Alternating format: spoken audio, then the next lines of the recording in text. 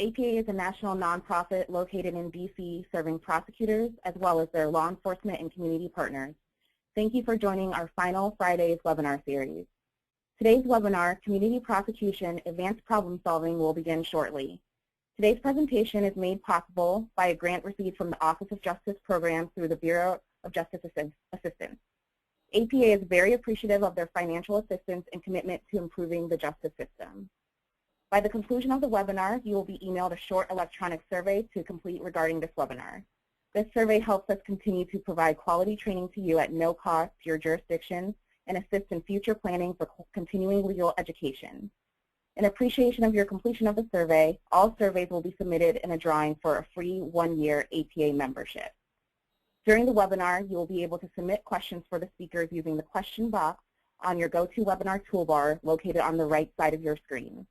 These questions will be forwarded to the speakers, and we will try to cover the issues during the live presentation. If you need additional assistance, please feel free to contact us or the presenters directly following the presentation. I will now turn the webinar over to Robert Hood of the Association of Prosecuting Attorneys, who will introduce today's presenters. Thank you, Kima, and welcome to today's webinar, Community Prosecution, Advanced Problem Solving. I am the Director of APA's Community Prosecution and Violent Crime Division and am the moderator for today's session. Today we have two experts in public safety problem solving. They are Wayne Pearson, a Senior Deputy District Attorney formerly with the Multnomah County DA's office. Wayne just retired within the last couple weeks after serving in that office for over 42 years. He's widely recognized as the first community prosecutor in the nation, and starting in 1990 led the office's neighborhood prosecution program for about 22 years.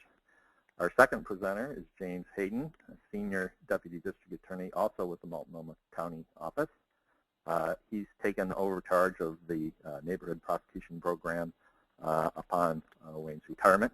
From 1995 to 2007, and from 2010 to 2013, he served the North Portland division of that program. And I have to say I've had good fortune to know and work with Jim and Wayne for better than 15 years, and both are consummate public safety problem solvers, and I think our viewers are going to be in for a treat today. So without further ado, good morning, or I should say good afternoon. Wayne's coming to us from the state of Nevada. Jim's in Portland, Oregon, and I'm up in Seattle. But good afternoon, gentlemen. Good afternoon, Bob. Thank you.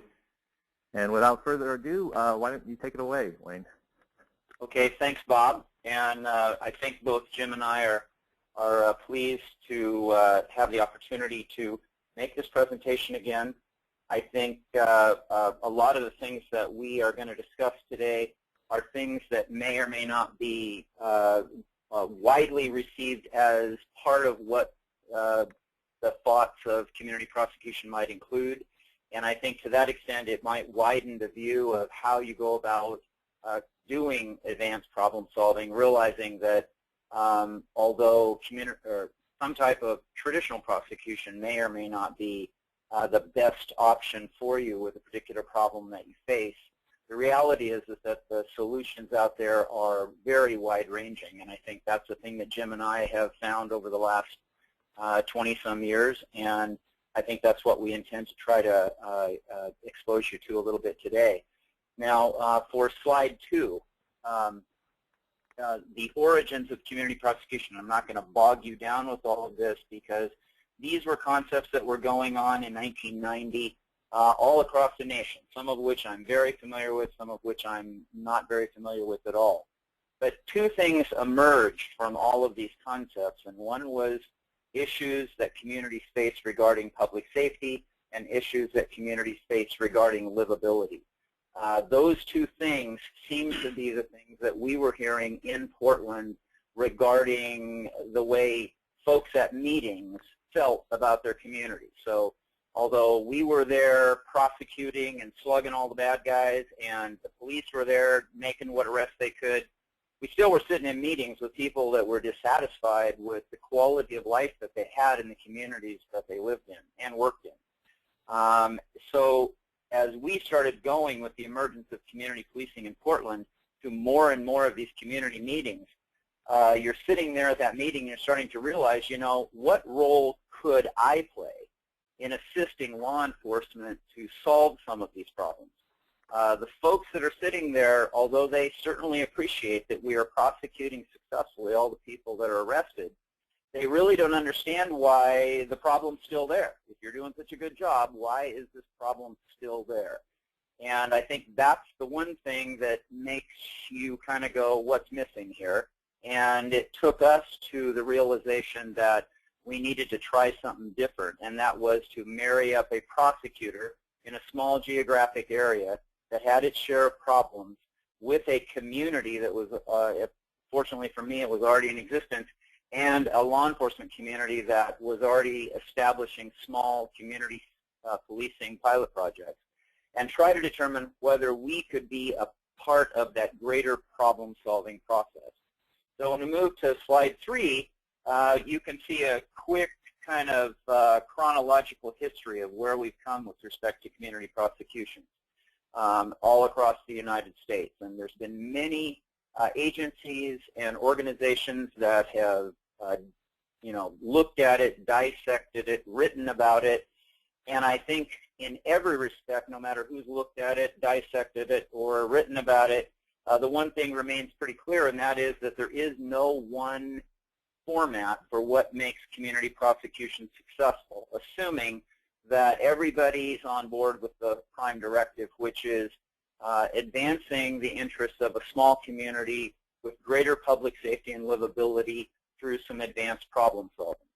So if we look at slide 4, for instance, we see that in the early stages, of course, I began in 1990 with not a heck of a lot of direction. I was told, go out there, see what you can do more good than bad every day, and try to do the right thing for the right reason. And that's not a joke. That's exactly what I was told, and had no idea, as probably many of you who have done community prosecution, it's like, okay, I'm out here now, or I've been told to go do this.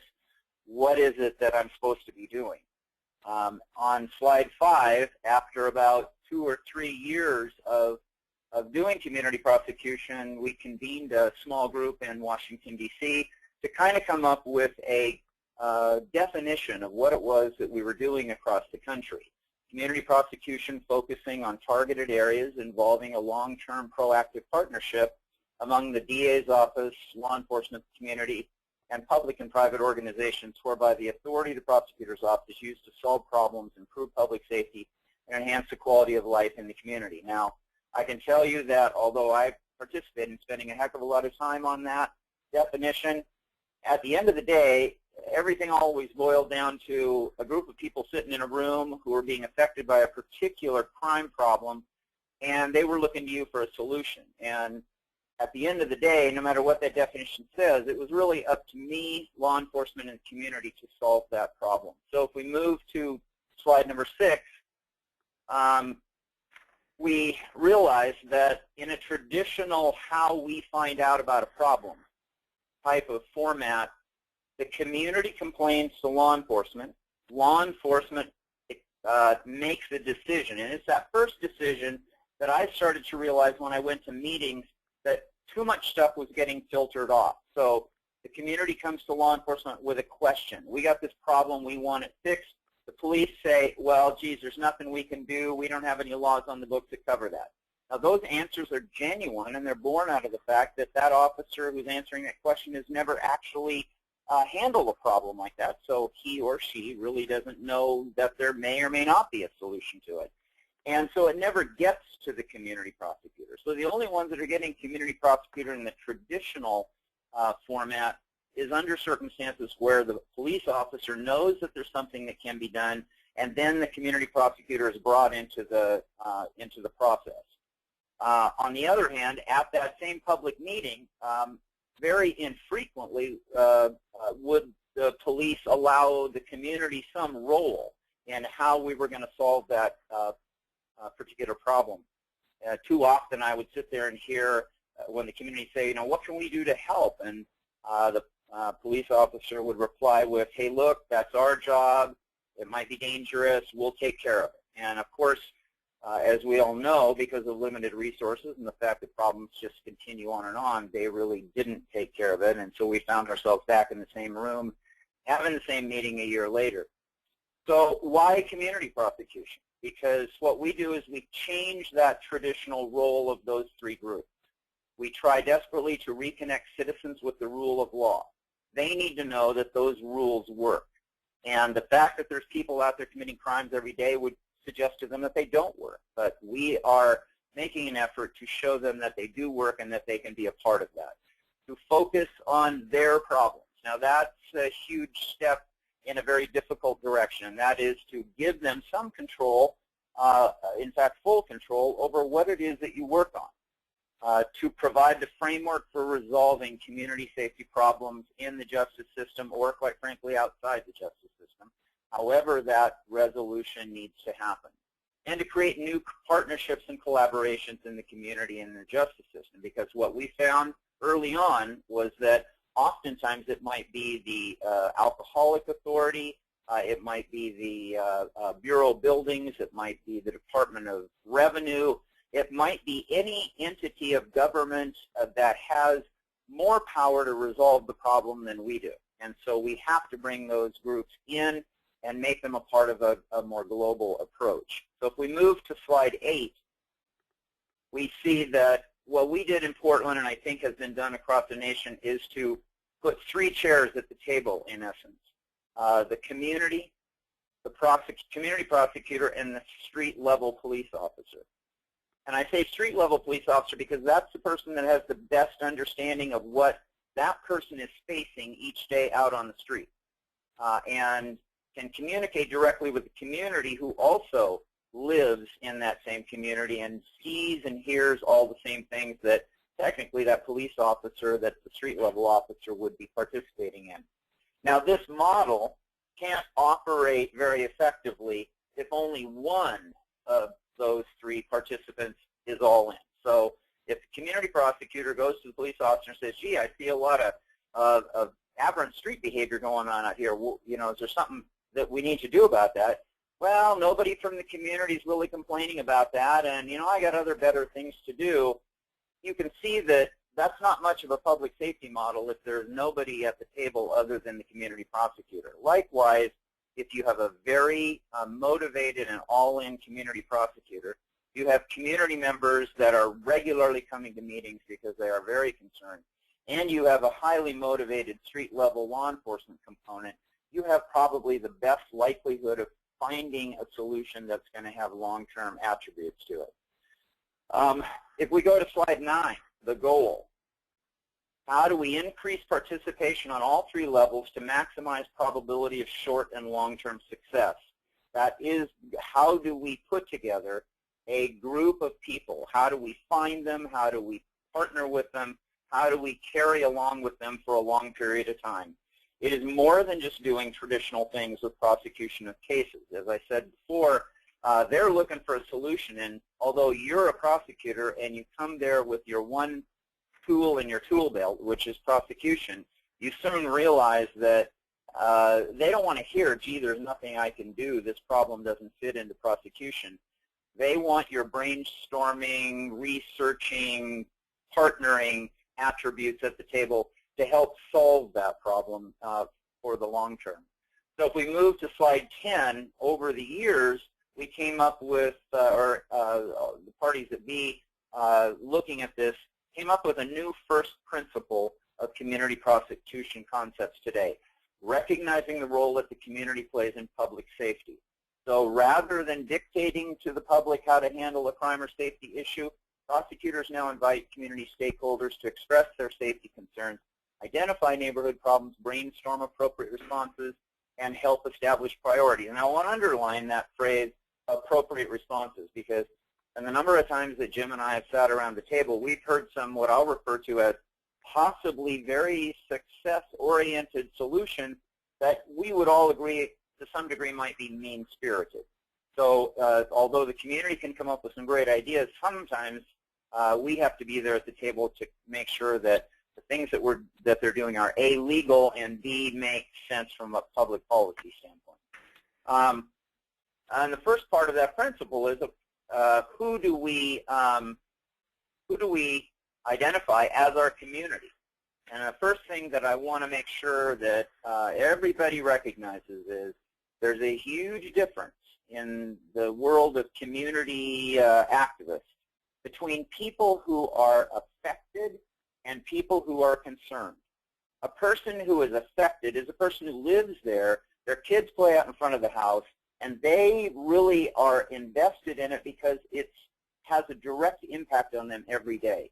There might be somebody who is a community association member who lives in a completely different part of the neighborhood and is concerned and wants to help, but it's really those affected people that need to be at the table.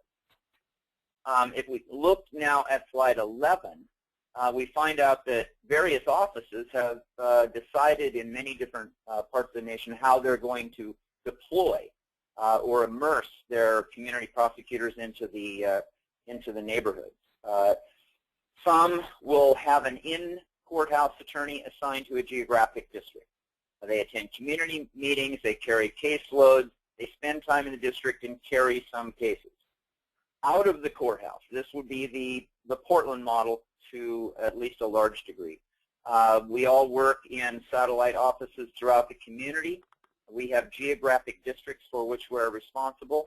Some of us are housed in police precincts, carry none or some or nominal caseloads. Other prosecutors that work out of the community work in storefront offices, carry no, some, or normal caseloads. Now I'm going to turn it over to Jim, who's going to take up a slide 12. Thank you, Wayne.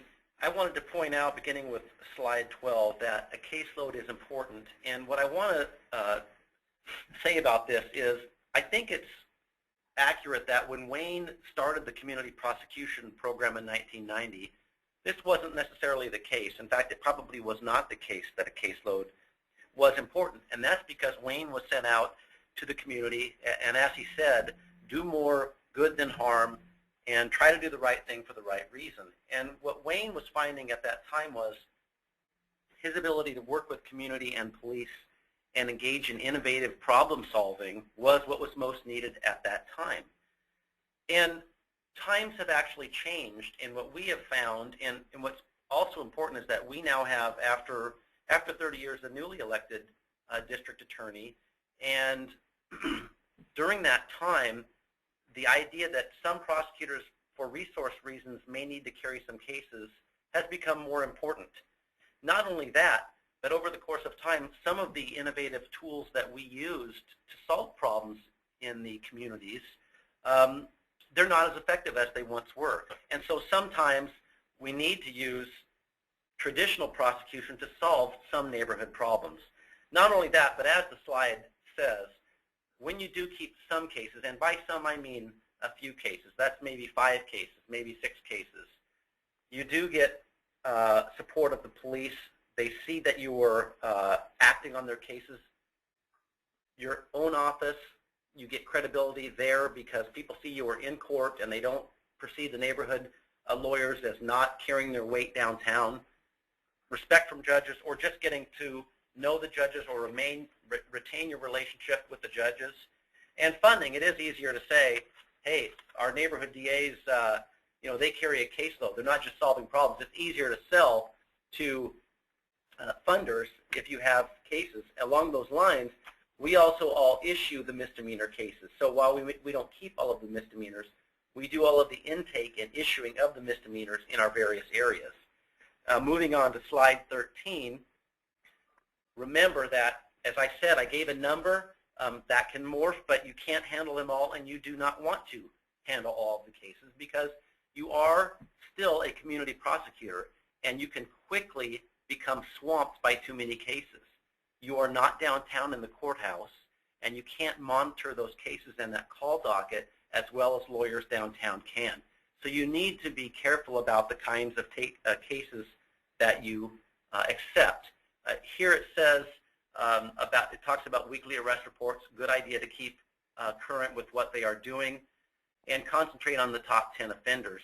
remember that in the community, your top 10 offenders, we're not talking about the top 10 violent offenders as much as we're talking about possibly your top 10 offenders who ruin the quality of life of the community. They're going to be more your people on the street. They could be drug dealers, they could be drinkers, and people who are seen on a daily basis.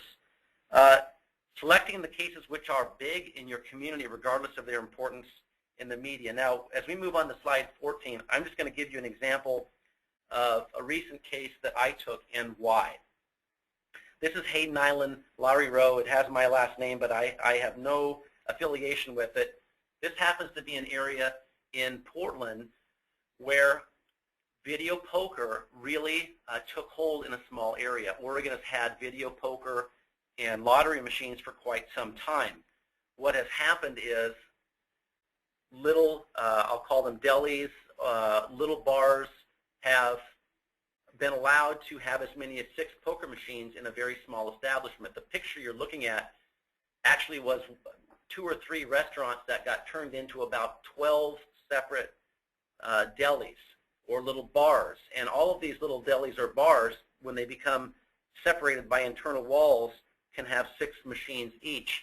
And so we ended up with 100 or more video poker machines in an extremely small area on Hayden Island. And the next slide shows the interior of one of these. And as you can tell, that really isn't what you would imagine is a deli. There's not cheese slices and pastrami behind a glass counter and your choice of carrot cake.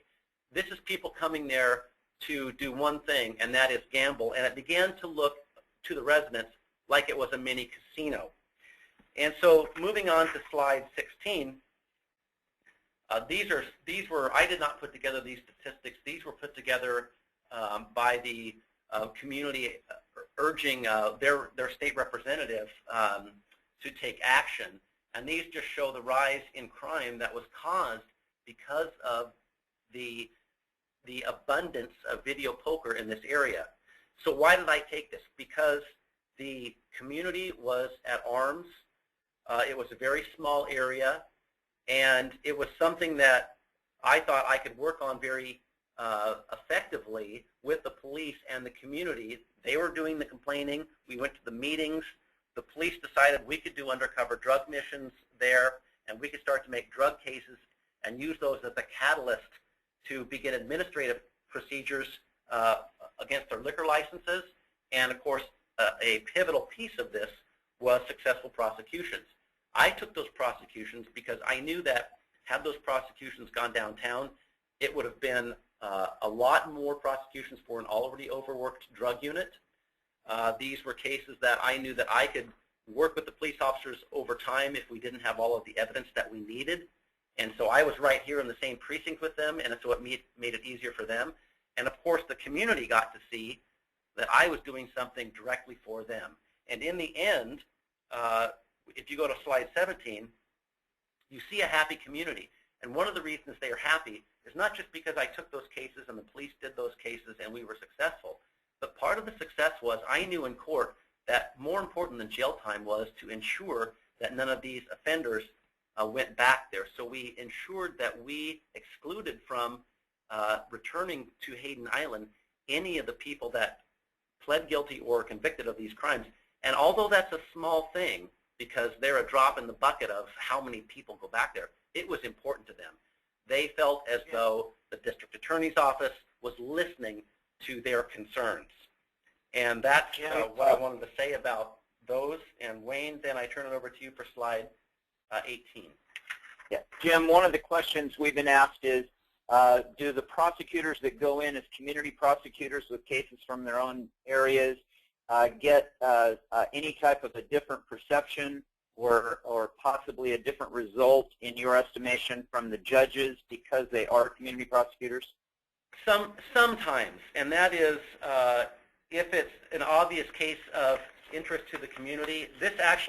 That's a relevant question here because in this particular case, I had one co-defendant trial that came out of this example, and I made sure the judge was aware that there were going to be people from the community in the courtroom. And I'm careful when I say that to a judge because I don't want them to ever think it's any kind of don't know how to say this, threat or something that we're watching them, but more it's a matter of respect and courtesy to the judge, so they know there are people from the community watching.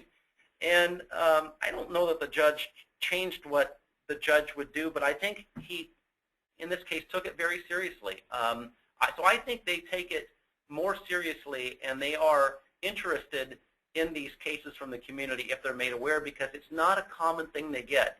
And I think they enjoy, I will say, when community members take interest in what's happening. It's unusual for them. Usually, as we all know, in court, it's you and it's the defense lawyer, the defendant, the judge, and there's nobody watching. Some of these cases, and this was a good example, several community members came down and watched. Thanks, Jim. Slide number 18 that you're looking at, understanding your community. I think to some degree this is something that everybody would stumble across sooner or later in conducting advanced problem solving, but I have to tell you it's probably so focal to how you will achieve success, especially in areas that don't involve prosecution, that it bears going through a few slides and examples to explain it.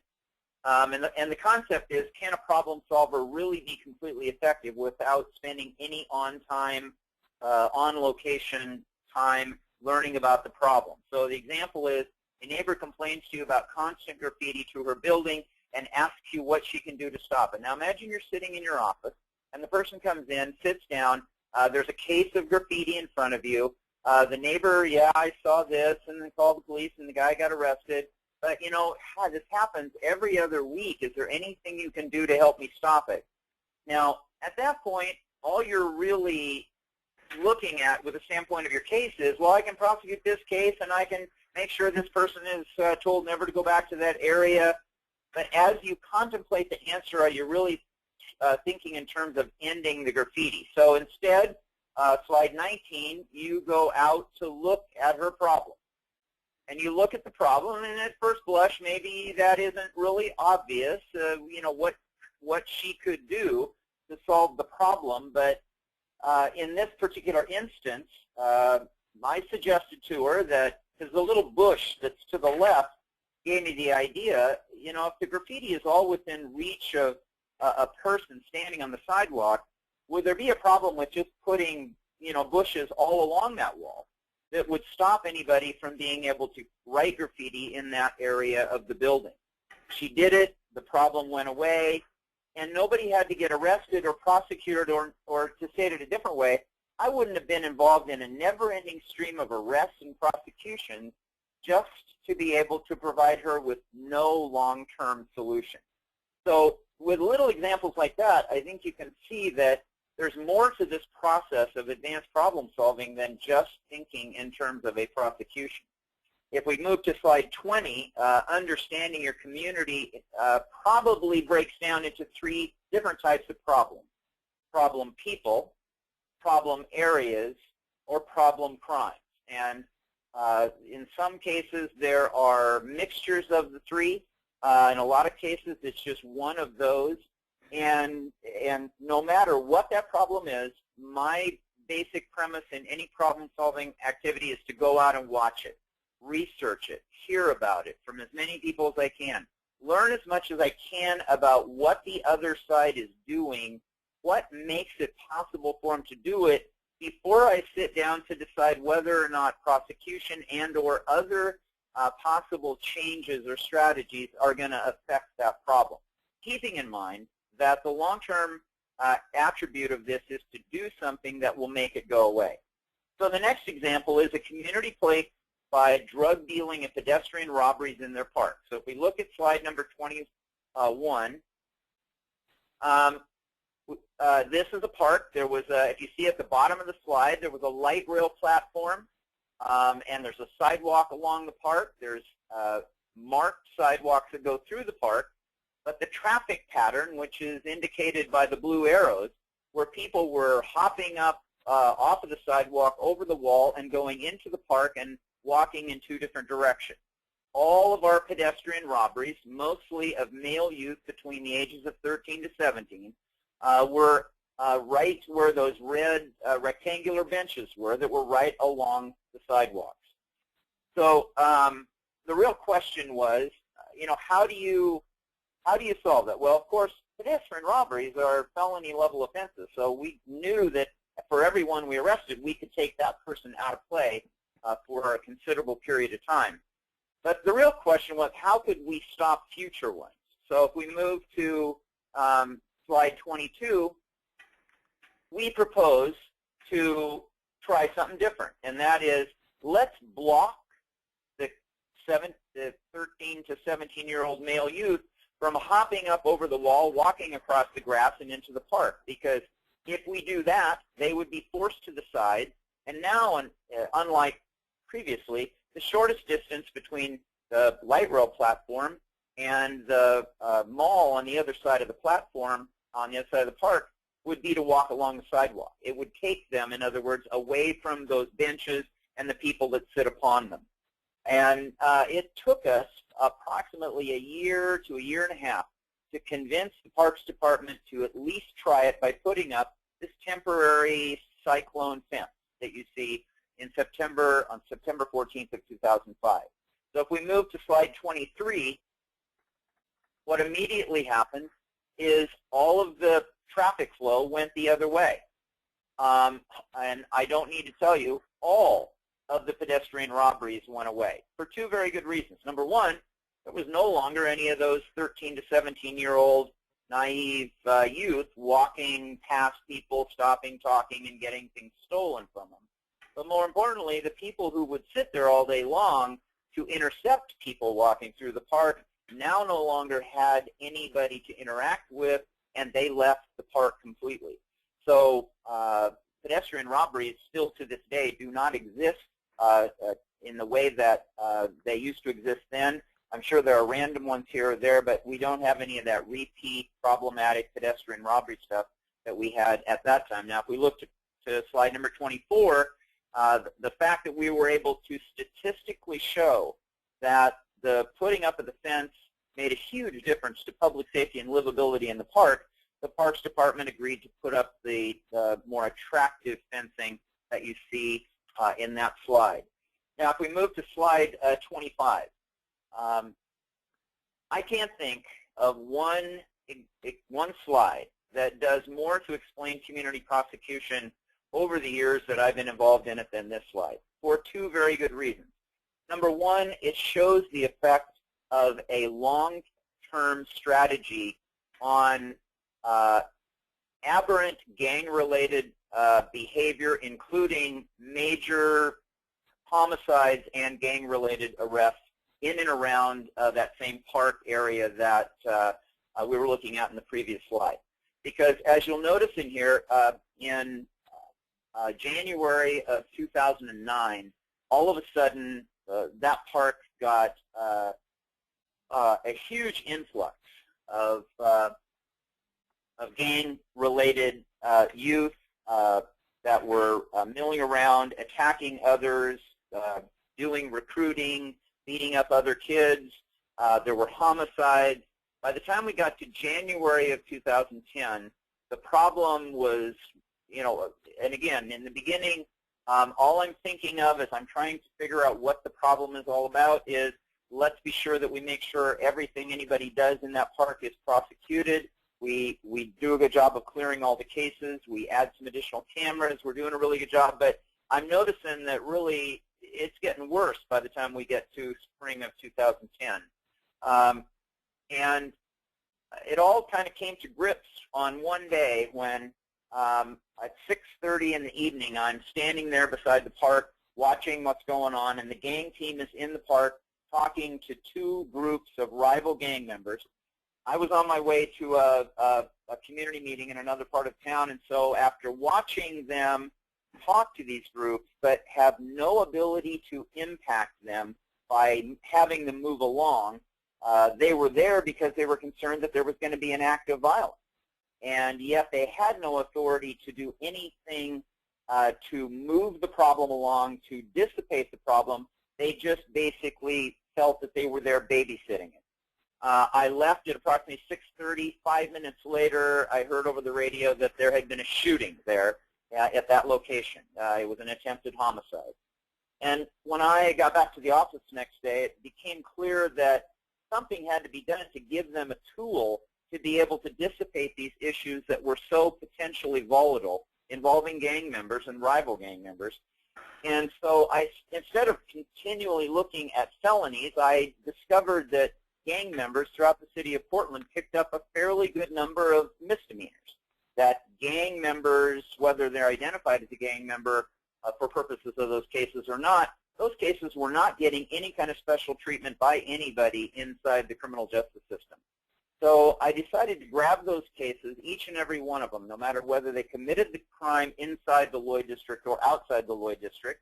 And as a result of working with law enforcement to document the number of acts of gang-related violence in the Lloyd District, I was able to then put together a request to judges, 2 different requests.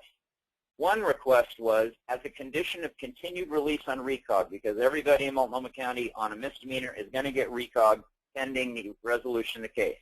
That at the time that they are in courtroom for their arraignment, they are being told, don't go back, don't go within 2 blocks of Holiday Park or Lloyd Center. Likewise, I grabbed all of those cases and requested a term of bench probation with a special condition that they not go within 2 blocks of Holiday Park or Lloyd Center or associate with known gang members. That started in the spring and early summer of 2010. And I think you can see by looking at those stats that as we began to aggressively apply those standards to everybody that came through the system as a known gang member, of which I was personally tracking approximately 600 gang members throughout the city of Portland during that particular time, the numbers started to go down. I even tracked the people who were regular attendees at the park and noticed that not only they, but the people that they regularly associated with pretty much stopped coming back to the park. Now, the value of this, of course, is it has sustained itself because we never stopped asking for this. We still ask for this today. And the other thing that I think is remarkable about it is there really is no sanction in Oregon for violating the term of a pre-trial condition of release on recog. So, you know, oftentimes we think, well, gee, you know, if I add that particular condition, what am I going to do if they violate it?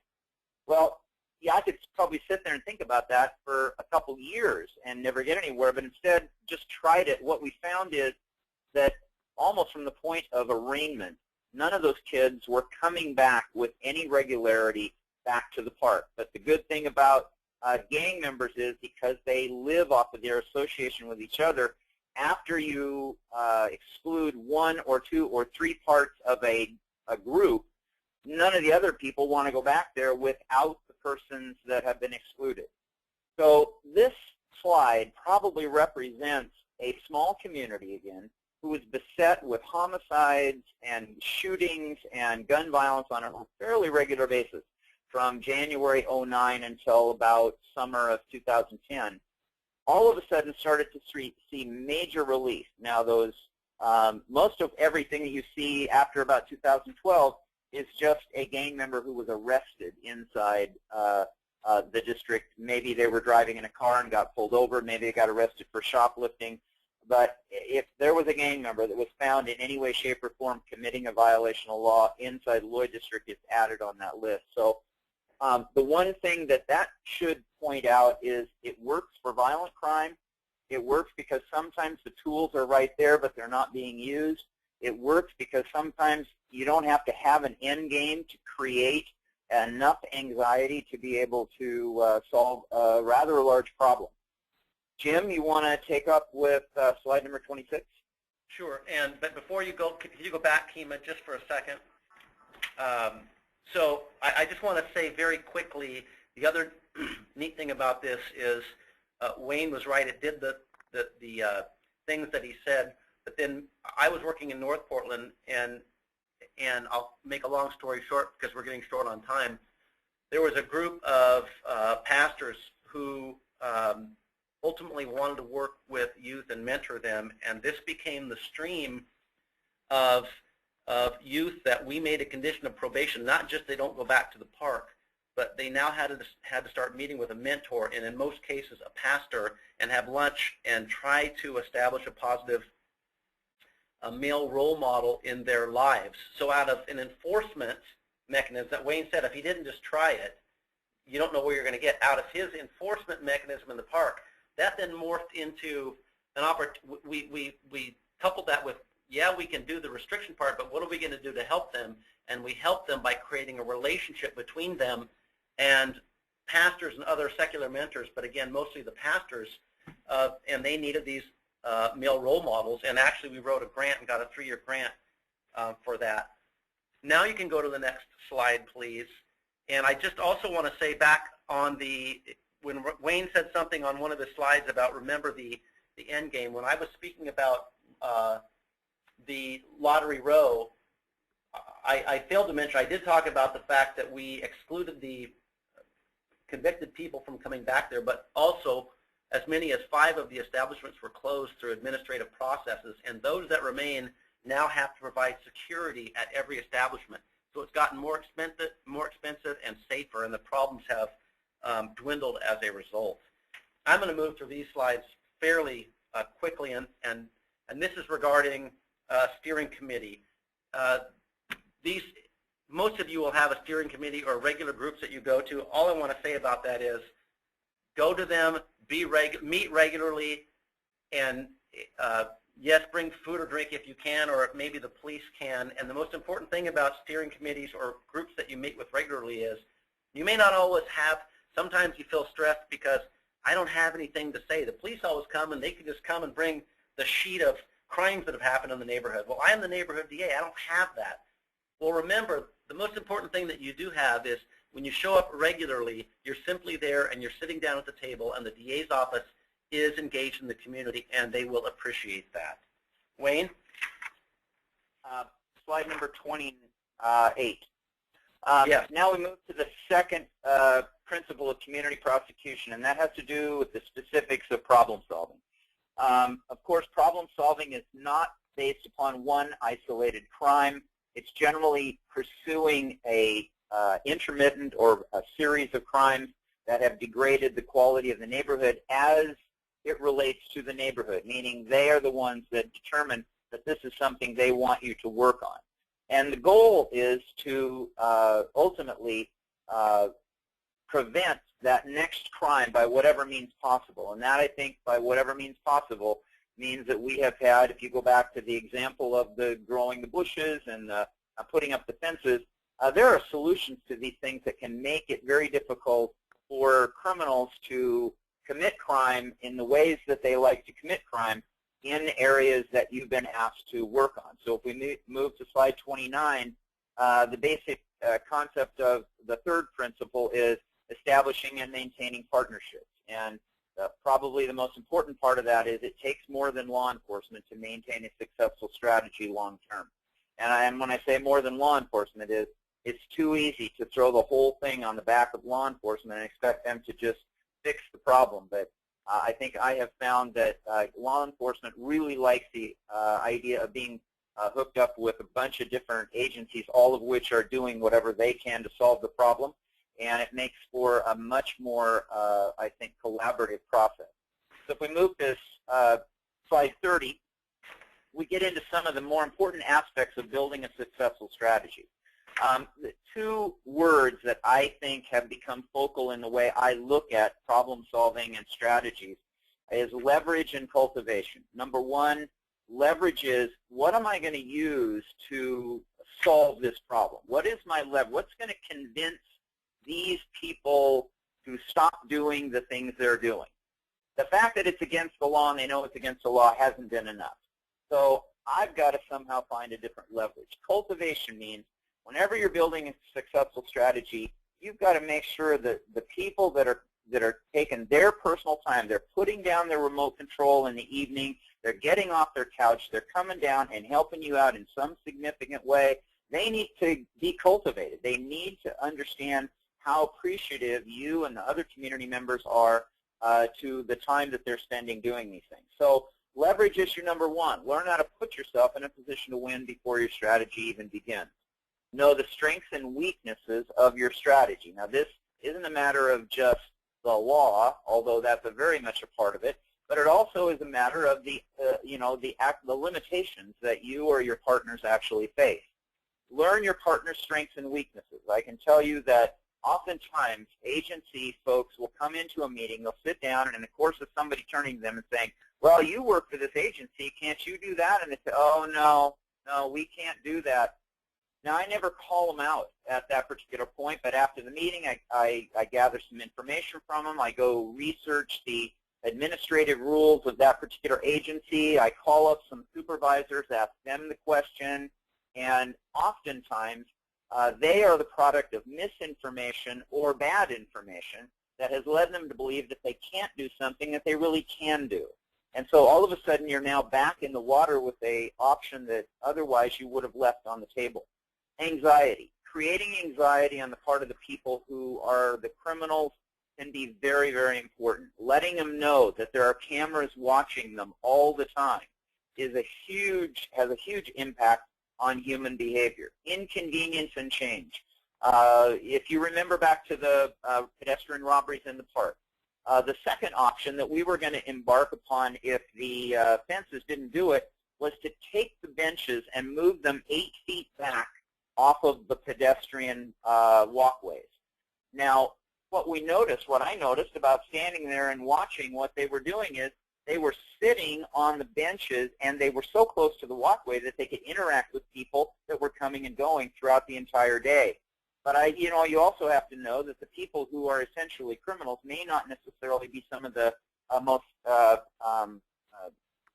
non-lazy people of the world, and as a result of that, they're not going to want to stand on that sidewalk all day long. So if the benches move back away from the sidewalk, now you've taken your population and moved it away, and it's very inconvenient for them to stand out there, and it may be that the benches being moved away would have also solved the problem.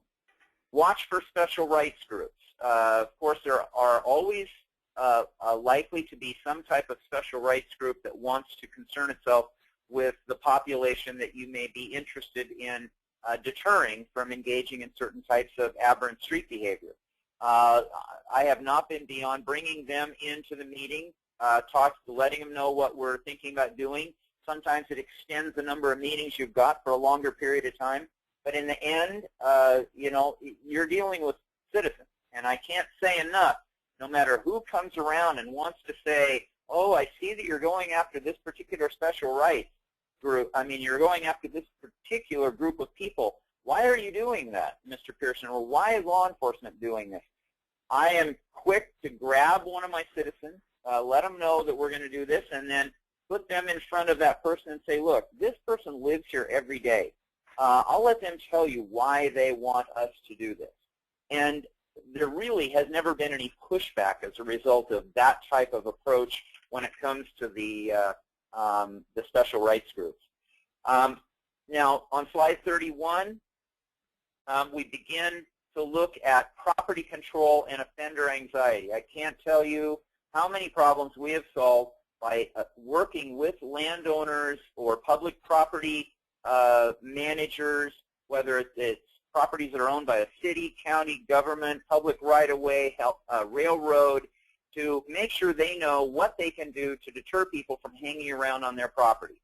On slide 32, you learn that although trespass or small misdemeanors seem like they can't have much of an effect at all on something, they actually can have a profound effect on what's going on in a particular area.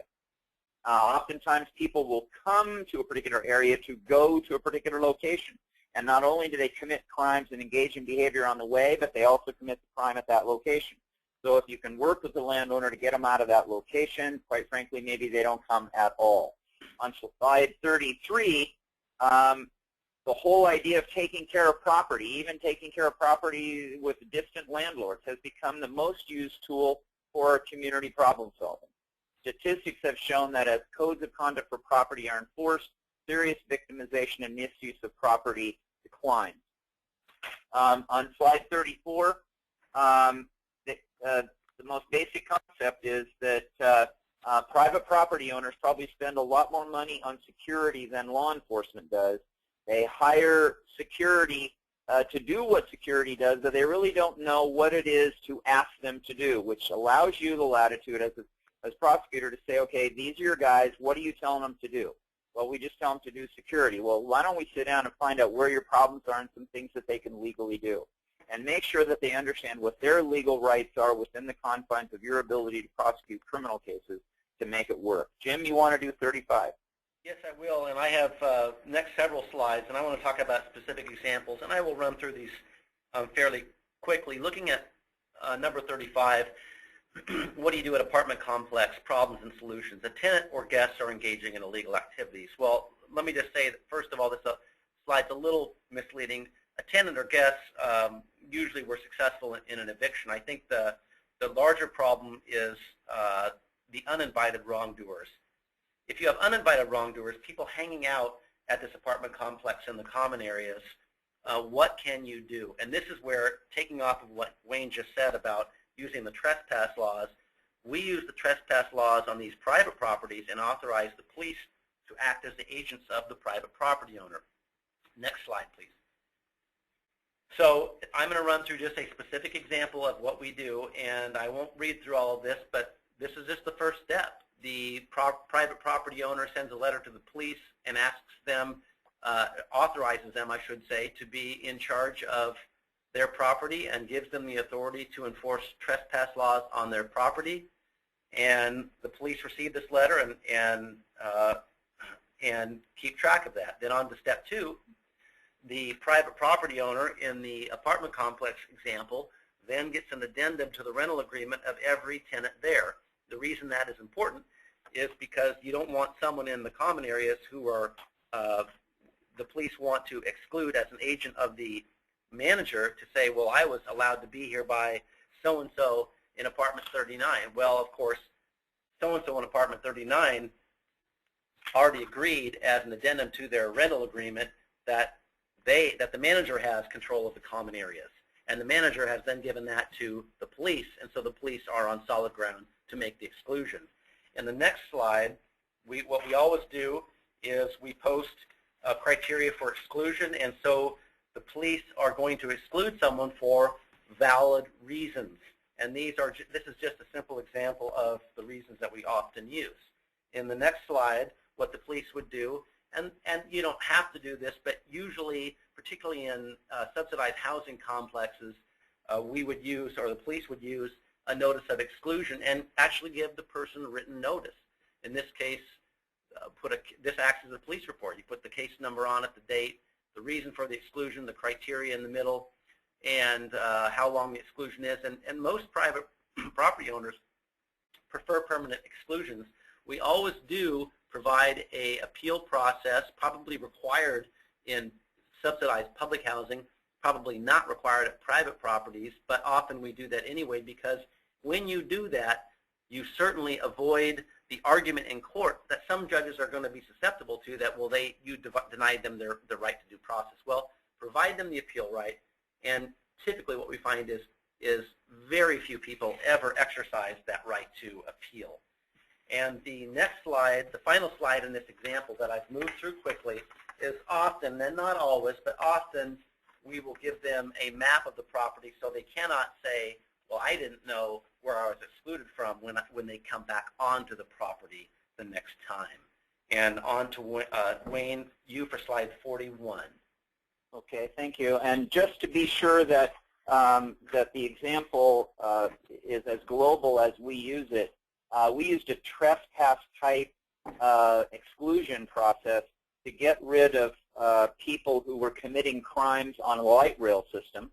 And you can see that when we began the process in late 2007, by the time that we had gotten all the way through 2008, after aggressively arresting people for being on the system in violation of their exclusion, there was correspondingly a 41% reduction in violent crime on the light rail system, something that was very important both the riders and to the light rail managers. And all of it happened as a result of just going through a simple process of making sure that that you can ride, you can have a good time, just don't commit any crimes, and if you're excluded, stay off the system with respect to the terms of your exclusion. So slide 42 just gets back to that same concept that we talked about, which is a reminder that not always does prosecution give you the options you want in order to solve a problem. We've given you examples today of situations where problem solving was done with the prosecution, but maybe not necessarily in a traditional way. And we've given examples of situations where we have used other than traditional prosecutions to solve problems. So I think it's fair to say that although we all are going to easily grab for a prosecution, it may not be a very good result given what you know about its ability to solve the problem long term. You almost have to look for other options and things to be considered, staffed, and maintained if the problem is to be solved. SEPTED, cameras, which is crime prevention through environmental design, cameras, changes to the environment, lots of other examples that Jim and I have of ways that we've pursued things and solved problems. So if we move to slide 43, Jim's going to take a quick peek at about the next 5 slides. And I will say very quickly that traditionally, when you come out to the neighborhood and you have a traditional role as a prosecutor, what you really have to do is put on a different hat. When I first came out in 1995, I remember thinking, going to meetings and thinking, well, they're really going to want to hear about, my trial work, and they must be interested in my, pretty important felony prosecutions. And what I quickly learned was they didn't really care about that. They assumed that work was getting done, and really when I would want to talk about the courthouse, what I would hear back was, well, what are you doing about that chunked car in front of my house? And so it's a little bit humbling, because what you quickly realize, moving to slide 44, is that sometimes this is your crowd. They may not be mad at you, but you are no longer in charge. You're no longer the prosecutor in the courtroom. You're no longer the prosecutor making charging decisions who's really in control of your world. Now you are one more player in this neighborhood, and they want to know, how are you going to solve their problems? Moving on to slide 45, that is your job. And one thing that you have to remember is you are a lawyer at base, and when you come out there, you have to think like a lawyer. And one thing you can do in all cases and in all meetings is spot the issues. And getting people to simply spot the issues. What are you angry about? Who's affected here? What leverage do I have to solve the problem? And what strategy are we going to create are your greatest tools in your toolbox. And I am moving on to the next slide, 46. And we are really short on time. And I will just say that try to keep it simple. We dealt with a problem very recently where we're dealing with now Strip, where there's a lot of transient issues. We've met with the community. We've met with the police. And what we come to find out is part of the problem is half the businesses are supplying food after they close, and half of them don't want them to. And so I don't know that they know what they want to do yet. And that's something we're figuring out. But it's important to find out what the problem is, because they don't always even know. Wayne? Slide 47, and I'm going to wrap it up with these next 2 slides. 2 very important things, and this is from the standpoint of a supervisor supervising neighborhood prosecutors. Rule number 1, make sure that your community prosecutors, although dabbling in issues sometimes that don't involve a traditional prosecution, make sure that they understand that there may or may not be rules, might be bar rules or state laws that limit a community prosecutor's ability to give legal advice on various types of issues outside the scope of actual prosecutorial issues. So although we have learned how to pin our legal advice to things like trespass or the law, the fact is that don't lose sight of the fact that you may have limitations along those lines. And number 2, document the advice you gave. It's very, very important to do that, because oftentimes people hear what they want to hear, and what they heard may not necessarily be what you said. So we've all become very good about just taking brief notes at the time of what we said, and specifically what we told to certain people about certain issues. I mean, everybody pretty much would know that if a guy comes up to you in a meeting and said, so if a guy's inside my home and he's a burglar, can I shoot him? Everybody would know that whatever answer comes out of your mouth, it's probably an answer that you ought to take a few minutes and document. And then on slide 48, this is the last one that I really want to point out, and that is when you're out, boots on the ground, and you're talking to the community, you are able to do something at that point that I think, unfortunately, we wish we could do on all of them, and that is to be there at the earliest possible moment that a crime problem begins. Because when a crime problem is beginning, it's the easiest time in the world to kill it once and for all. So in my meetings with the community, I have become accustomed to asking questions like, well, you know, has anybody seen any needles around their buildings? You know, I used to hear reports from janitors about needles clogging up public toilets. And so in my meetings, I have them bring me needle counts. Yeah, how many needles did you find out here? And does anybody have any toilets that are broken? Any, how many like valuable items like GPS devices do you see in the cars in your parking lot all the time? Because if there's a lot of them out there, you're making yourself a target, and we need to do some outreach. It's things like that that help you to avoid becoming the next big crime problem. Thanks very much from both Jim and I. This has been great. If you have other questions, obviously 22 years crammed into 1 hour is tough, but if you have any questions on any of the rest of the slides, don't hesitate to contact APA, Bob, or Jim, or I. Bob, we'll turn it back over to you. Great. Thank you, Wayne, and thank you, Jim. On behalf of APA and our listening audience today, that was a great job. Your presentation at the last National Community Prosecution Summit was one of the most highly enjoyed sessions, and you guys did a great opportunity to take an hour-and-a-half presentation and bring it down to our webinar audience's time span. And we apologize to the audience. We went over our hour. We don't do that very often, but given the content, I think it was a great investment. The good thing is you'll have an opportunity to review the materials that were used to prepare this presentation. Kimi will describe how you can do that. And by all means, join us again at our next API webinar on February 28th, once again at 3 o'clock Eastern Standard Time. Thanks again, Wayne and Jim, and I'll turn it back to Kima. Thank you, Bob, and thank you, Wayne and Jim.